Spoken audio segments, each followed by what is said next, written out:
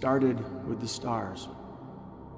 You'd have thought someone would have noticed the stars were going out, but only one person, Joseph Jolton, was looking. He found a supervoid, an area of space with no stars in it, and nobody cared. Now, when he figured out the supervoid was getting bigger, yeah, that got people's attention.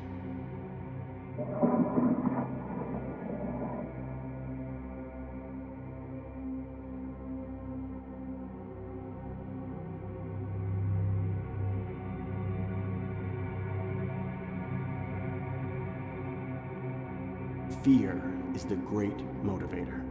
Within a decade, we had faster-than-light drives. We sent a wave of unmanned probes into the supervoid, trying to find out what caused it and why it was getting bigger. They had a long way to go, so all we could do was wait for them to report back. But none of them did.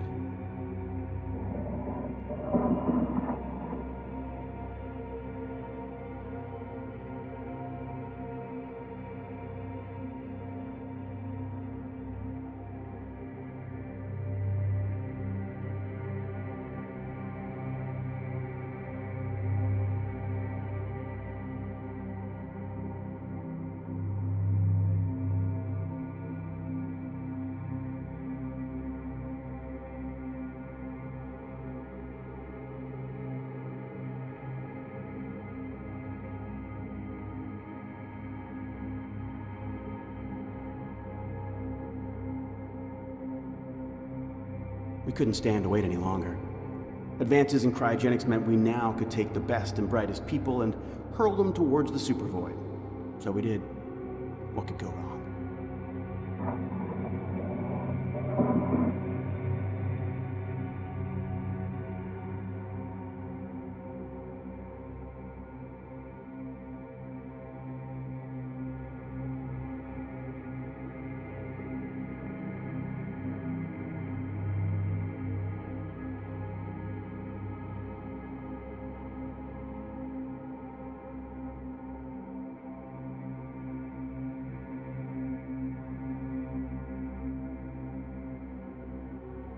It worked.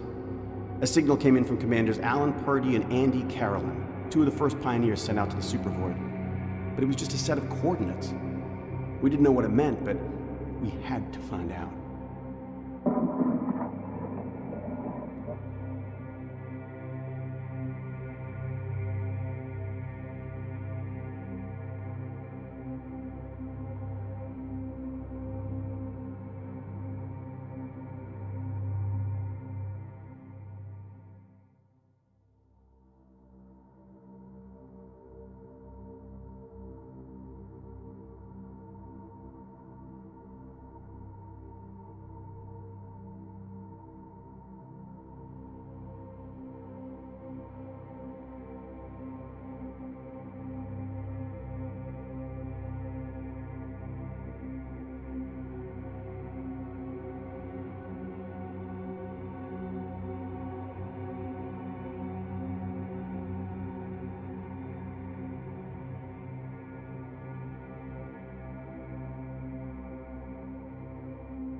Getting prepped for the journey was tough.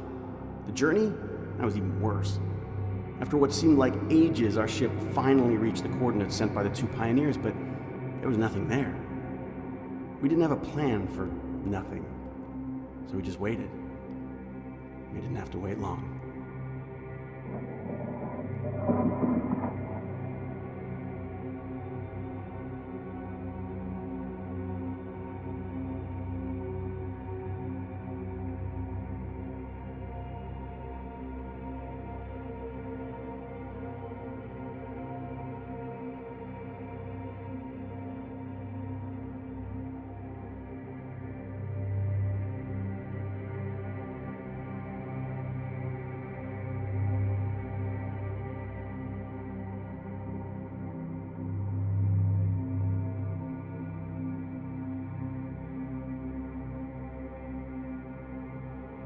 One moment we're looking at empty space, and the next, it's completely filled with this massive, endless structure.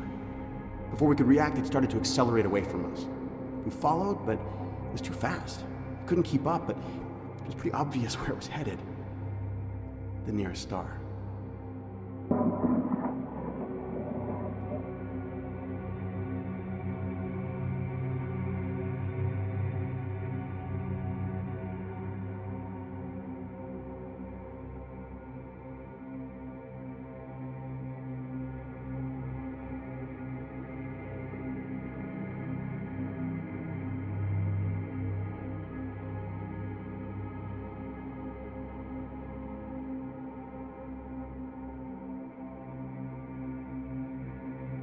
We caught up with the alien structure. It was orbiting the star, literally sucking the energy out of it, just reducing it to dust. This is how the world ends. We'd found our star killer, and there was nothing we could do to stop it.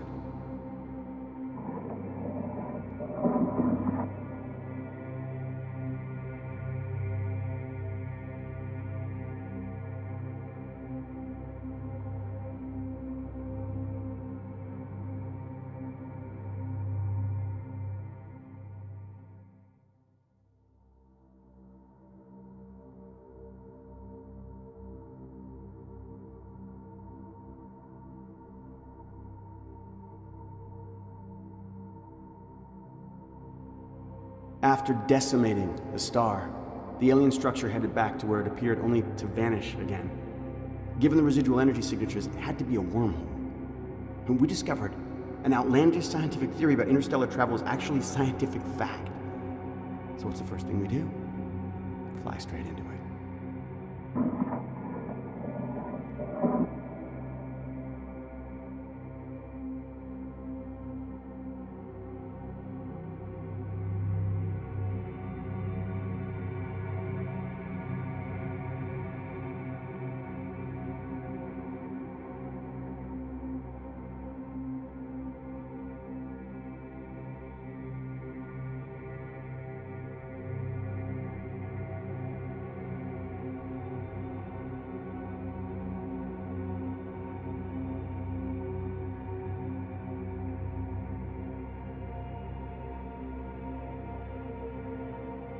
We survived the jump through the wormhole and arrived at a huge cloud of pure plasma. It made the swarm of star killers orbiting it look like tiny insects, pumping their stolen energy into its rippling mass. This is what happened to all the stars. It scared the hell out of me. But why dump the energy here?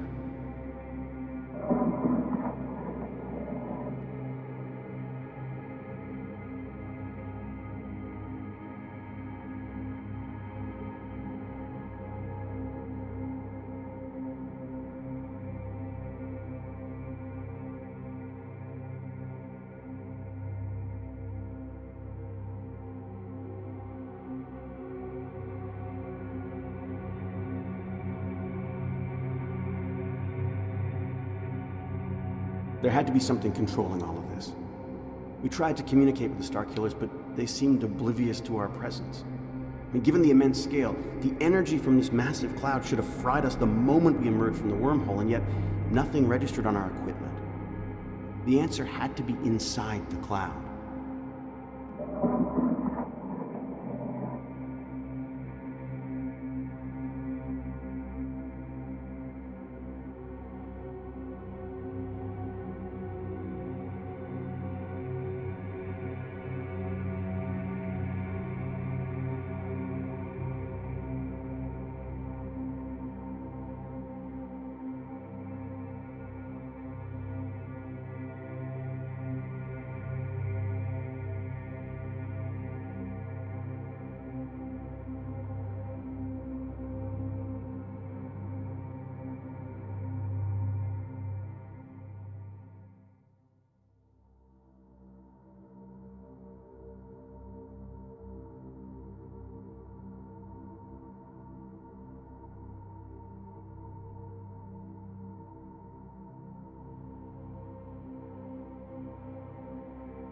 Unless you're actually there, when someone you love dies, it doesn't register. It's not real. Our backup had arrived, and for a moment there was hope. With them came the news that everyone we knew Everyone we loved was gone. A star killer had taken our son.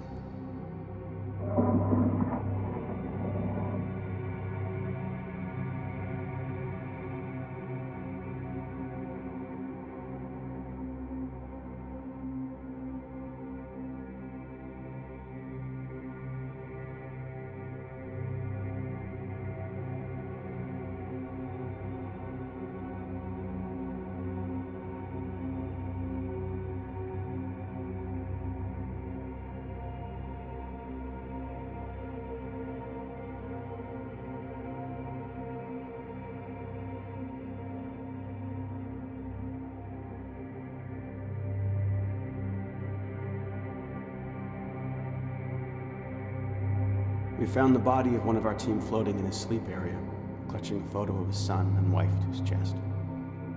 He'd taken his own life. All our families and friends were gone. We had nothing to save, nothing to live for. In an instant of grief, our mission changed from discovery to revenge. We were gonna make them pay. But first we had to find them.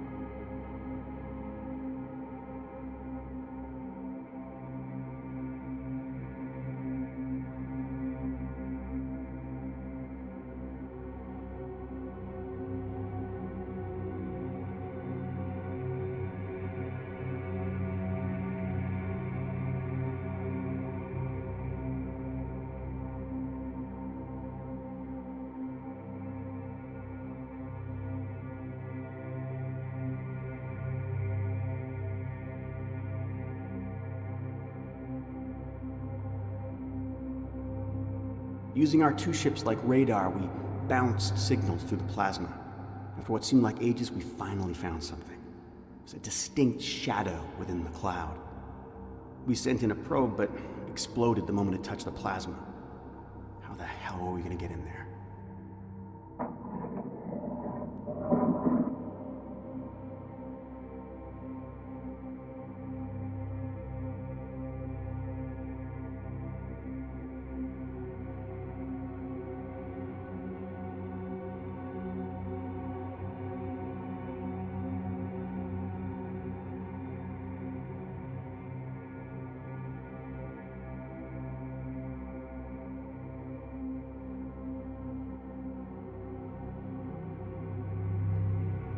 In the end, we counted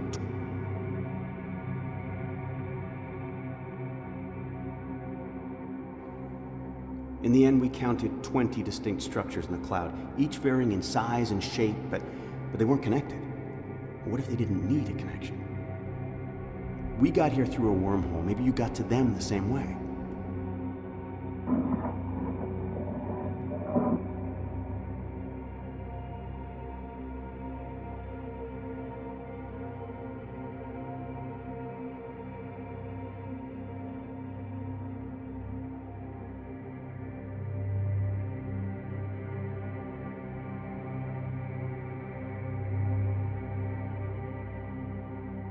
Whoever or whatever created this thing needed to get in and out. The portal had to be a safe distance away from the cloud.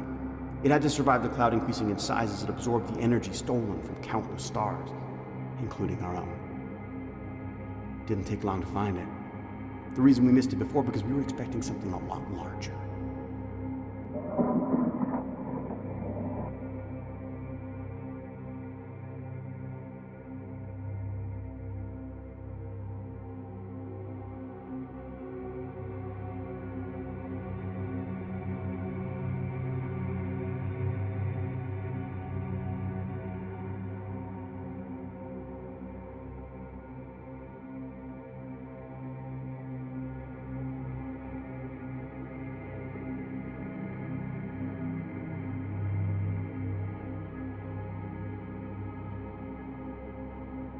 I was the first to go.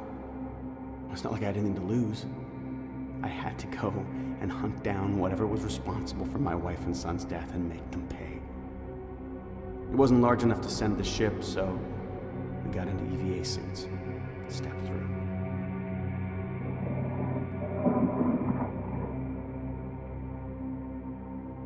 I made a rookie mistake. The transition was so fast I barely registered the room I materialized when the next guy came hurtling through, slammed me into the far wall. Force the impact knocked me right out. My faceplate was smashed. I should have been dead, but I was alive and breathing.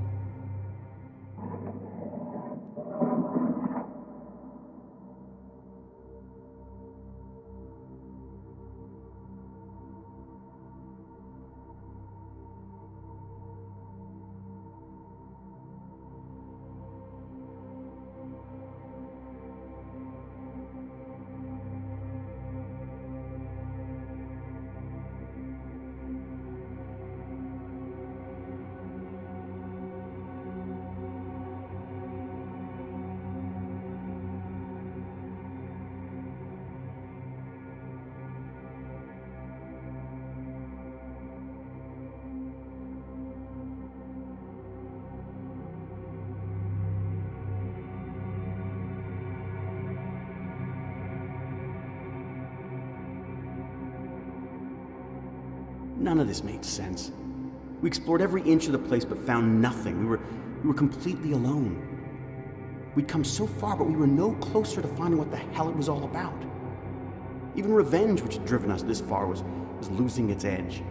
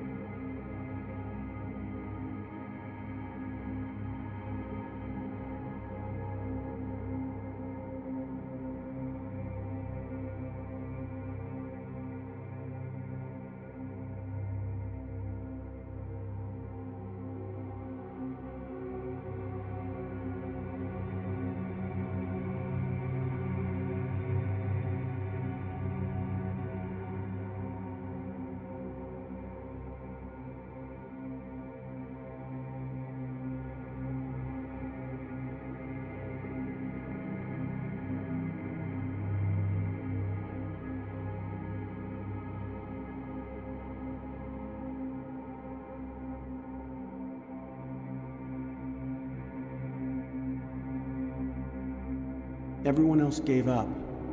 Not me. I was gonna find whoever was responsible. I came across another portal. It wasn't on, and that's why they missed it. It was clearly the same configuration as the one we'd entered with. Activating it was easy.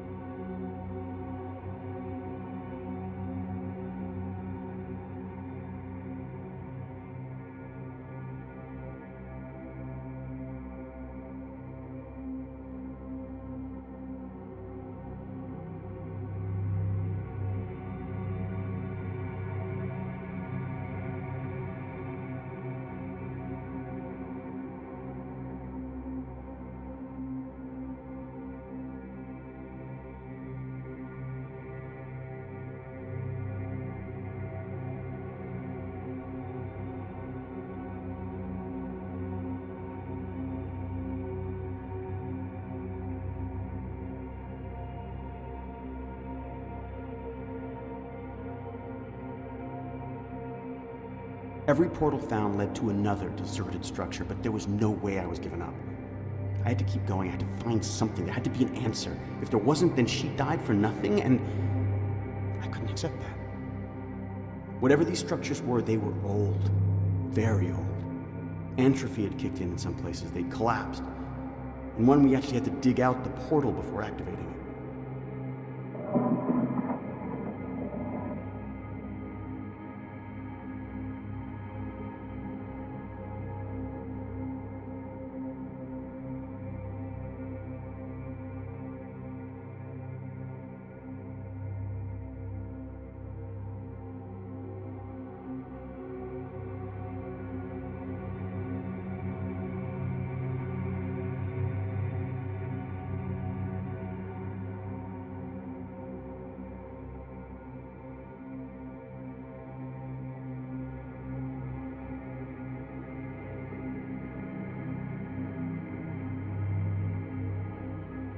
There was no signs of life, only signs of age. Even my drive for vengeance was being eroded away by the very real possibility that whoever built this thing may have died long ago. If that was true, then the only thing left to do was to find a way to shut down the entire structure and stop it destroying more stars. With nowhere else to go, there was a sense of irony that this may very well become our new home.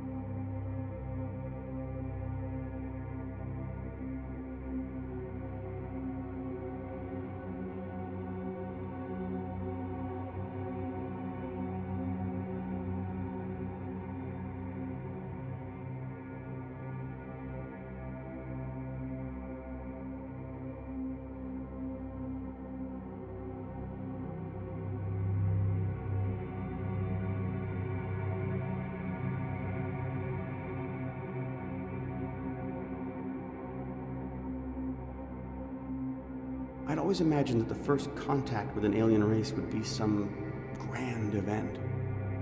Instead, it just stumbled into our group. I'm not sure who was more shocked. It was like a dream. I saw my hand reaching up, my gun, my finger pulling the trigger. The alien toppled backwards and hit the floor. It's dead. I probably just killed the best chances to get answers, but I didn't care.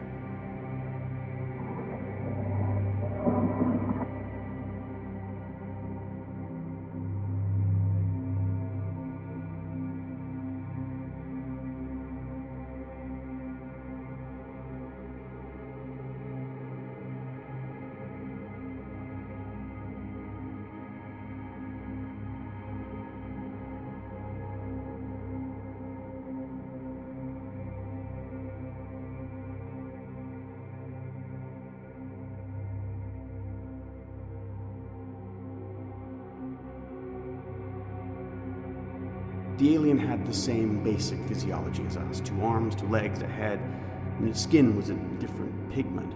The most striking familiarity was the eyes. And they could have been our eyes. And that was scary. I mean, that we were related in some way. And then it started to breathe again.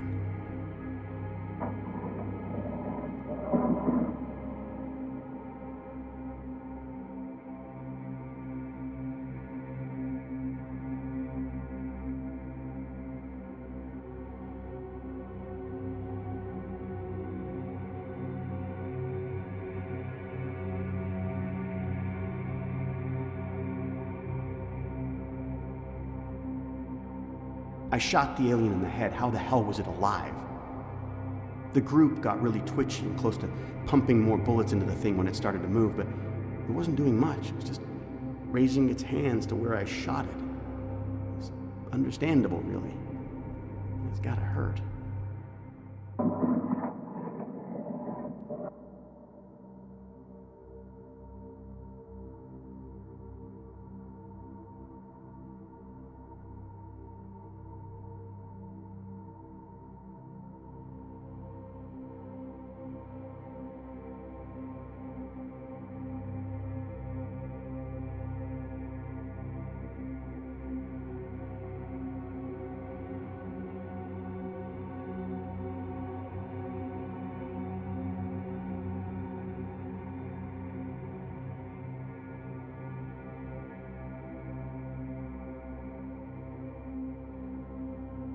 I wasn't sure if it was fear on his face or anger, but it looked like he was getting ready to speak.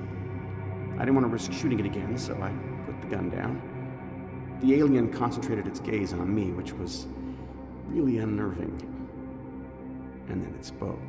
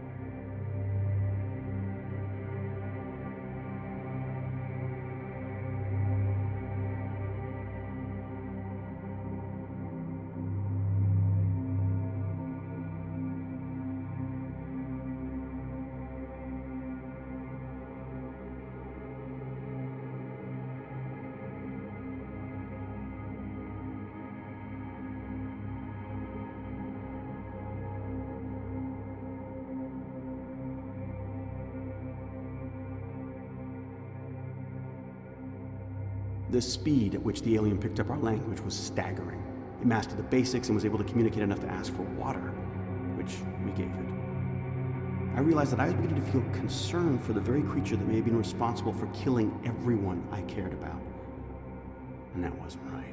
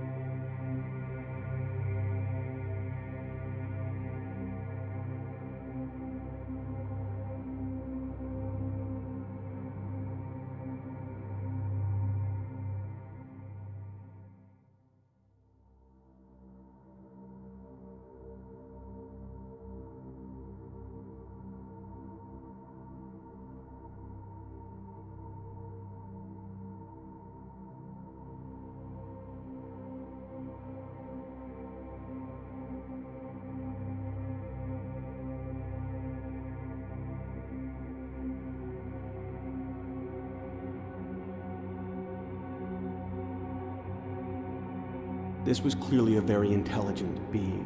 When the team seemed relaxed around it, teaching it how to talk had become almost a game. But I'd had enough. I mean, this thing had obliterated our world, and it was sitting there laughing with us.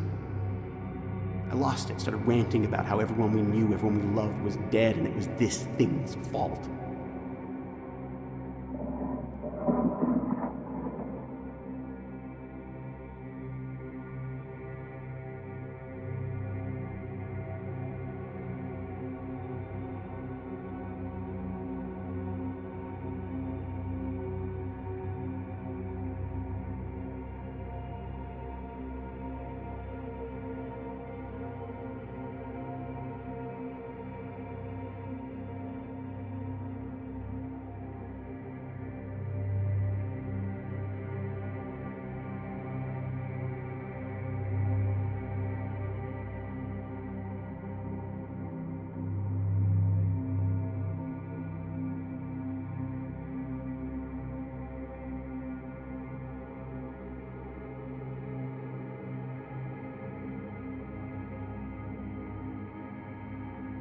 I really hadn't expected to see a look of horror on the alien's face. It really caught me by surprise. It looked at me with such sadness, and it started to speak. My surprise turned to anger again when the alien told us that no life should have been harmed. I mean, the Starkillers were built to recognize it, to back off, to leave it alone. Well, that clearly worked, didn't it?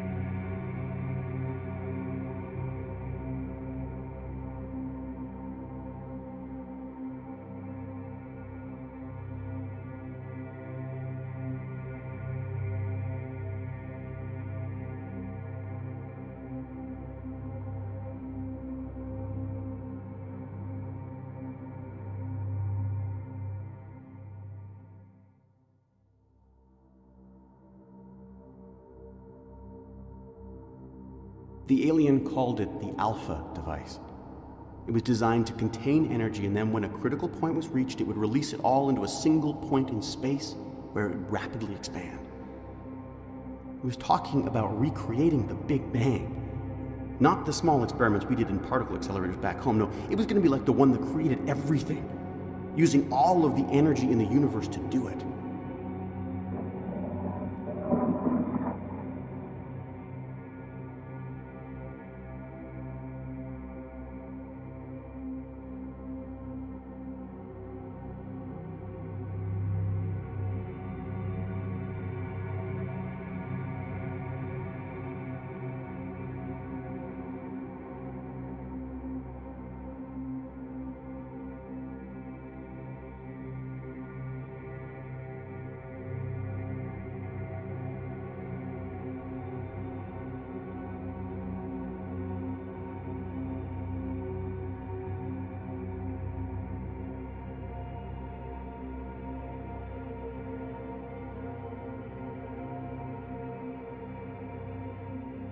I couldn't get past how ridiculous all of this sounded.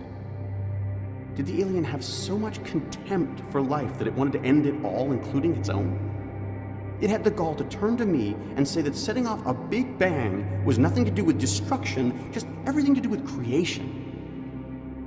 And then it sealed its own fate. It said there wasn't meant to be any life left.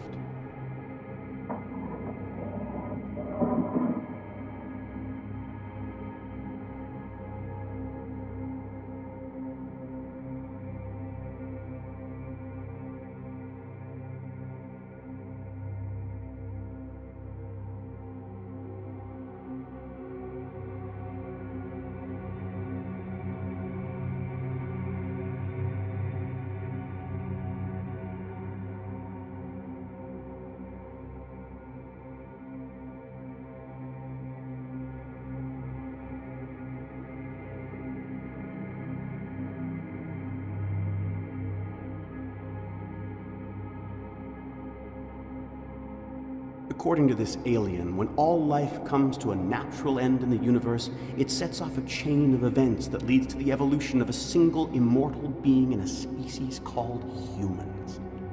The sole purpose of this immortal being, this human, would be to reboot the universe so that the cycle starts again.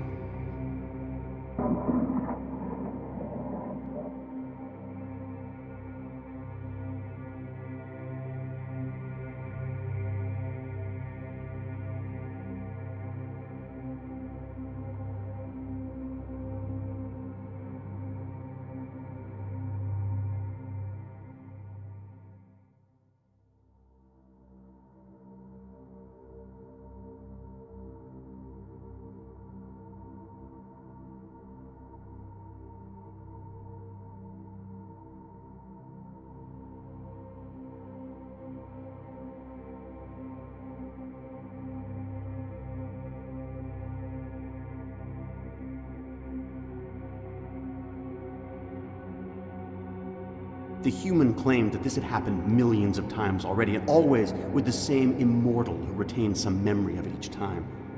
To top it all off, the alien then claimed it was this immortal being, this human, unable to die until a force with the magnitude of a Big Bang occurred.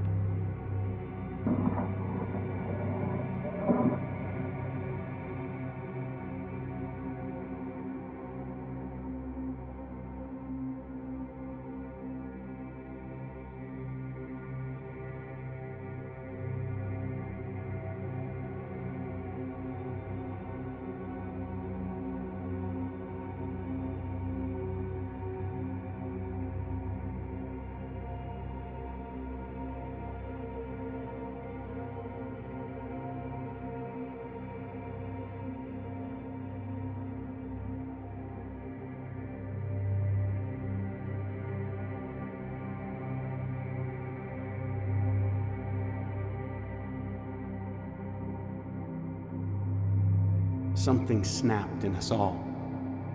I'm not proud of this, but being told why our wives, husbands, and children had to die in such a cold, calculating way, well, let's just say we tested this human's claim of immortality. If this insane story was true, it meant there would be no stars out there. The only place to survive would be the Alpha device.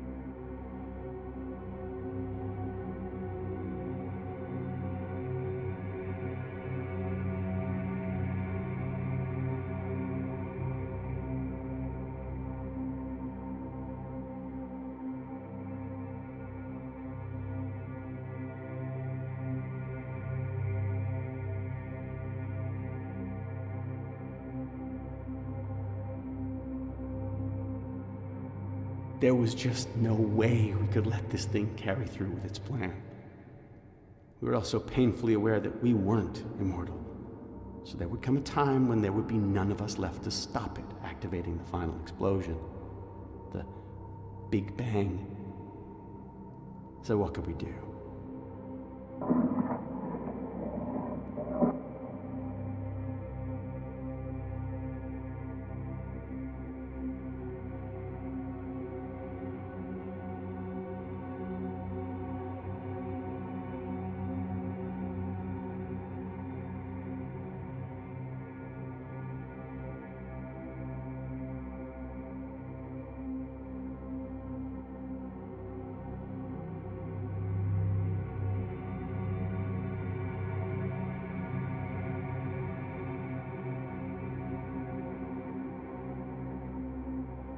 During one of our attempts to kill the human, we discovered that we could wipe its memory for a short amount of time. The memory would always come back, but for a few days, it had no idea who it was or where it was.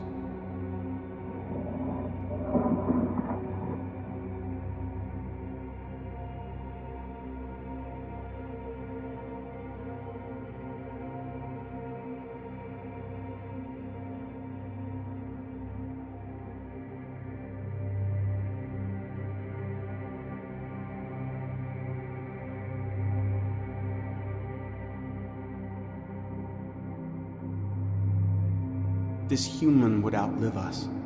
It was immortal, and we weren't. The only thing we could do was wipe its memory for a few days at a time. But what if we could build a system that after those first few days, it would reapply the memory wipe? The human would be trapped. It could never activate the Big Bang. It would be a prisoner in its own creation forever. We had a plan.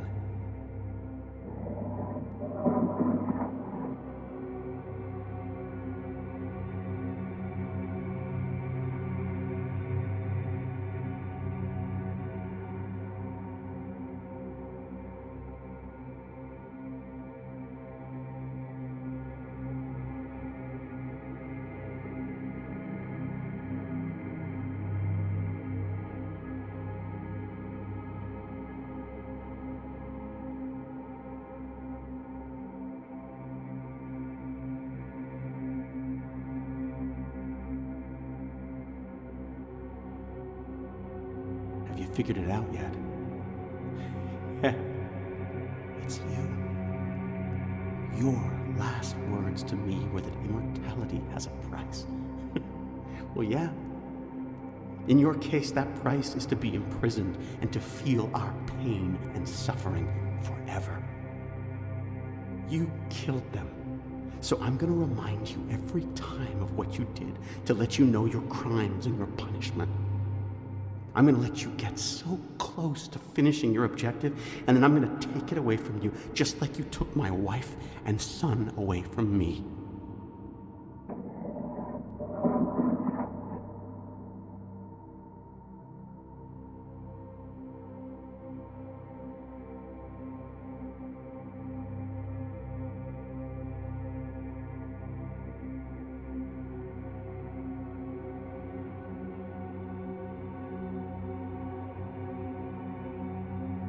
Want to know the best bit? This is pure genius, even if I do say so myself. You were so much smarter than us, even with your memory wiped. So all we had to do was convince you that you were one of us and help create the prison. We convinced you to create a device, the caretaker unit, that would let you get so close to setting off the Big Bang and then wipe your memory just before you can. You did it. Probably your finest achievement. You should be very proud.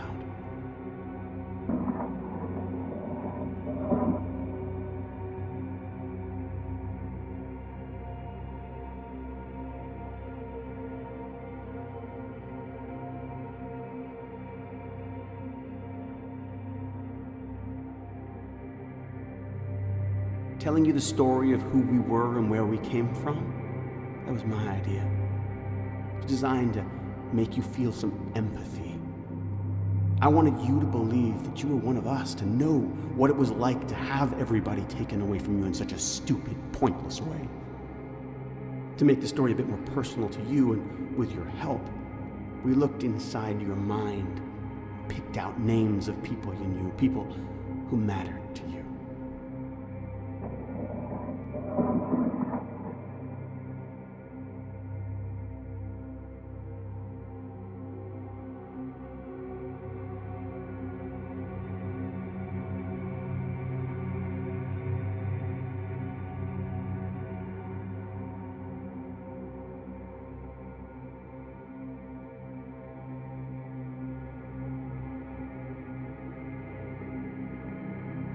Did you feel the pain of losing everyone you knew and loved?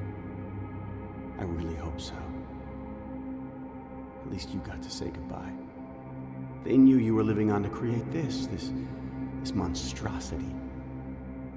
Everyone I knew died thinking I'd failed to stop you, failed to save them. And they were right. So you get to suffer for them. A payment of what you did to them and to atone for my complete failure to stop you in time.